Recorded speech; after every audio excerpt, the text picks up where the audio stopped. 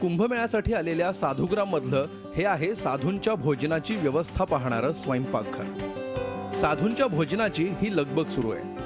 विविध आखाडे, विविध पंथांचे महंत, साधू सध्या साधुग्राम मध्ये आलेत। त्यानुसार साधुग्राम मध्ये भंडारा सुरू करण्यात आलाय।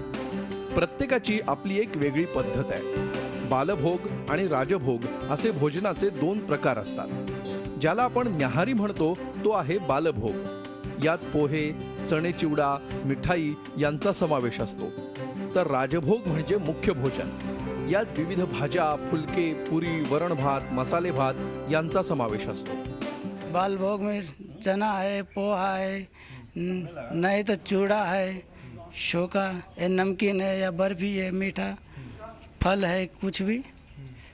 और राजभोग में ऐसा है साग भाजी अलग बदल के, कभी फुल्का है, कभी पूरी है, कभी जो इच्छा हो वही बनता है। भोजनात बटाटा, कोबी, फ्लॉवर, भोपळा या भाज्यांचा समावेश असतो। कांदा लसूण वापरलं जात नाही। सूर्यफूल तेल किंवा शुद्ध तुपातच जेवण बनतं। नैवेद्यासाठी 51 भोग बनवण्याची ही प्रथा काही साधूंमध्ये आढळते। साधू शक्यतो बाहेरचे पदार्थ खात नाही। संत भगवान अपने में थोड़ा थोड़ा लेकर के प्रसाद रूप में पाते हैं।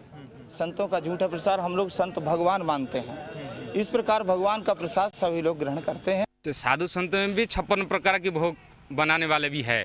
ऐसा नहीं है कि खाली होटल वाला बनाना जानते हैं। संतों में भी कचौड़ी है, समोसा है, बालूशाही है, जलेबी है और क्या रसगुल्ला है, गुलाब जामुन है। साधूंच्या स्वयंपाकघरात गोमातेला स्थान आहे, पण सर्वसामान्यांना नाही। शर्ट पॅन्ट किंवा चप्पल बूट घालून येणाऱ्यांना जवळपासही फिरकू दिलं जात नाही। स्वयंपाक सोवळ्यातच केला जातो। साधू महंत यांची पंगत उठल्यावर कर्मचारी आणि भाविक यांनाही महाप्रसाद दिला जातो। Mukul Kulkarni, Zee Media, Nashik. Zee 24 तास रहा एक पाऊल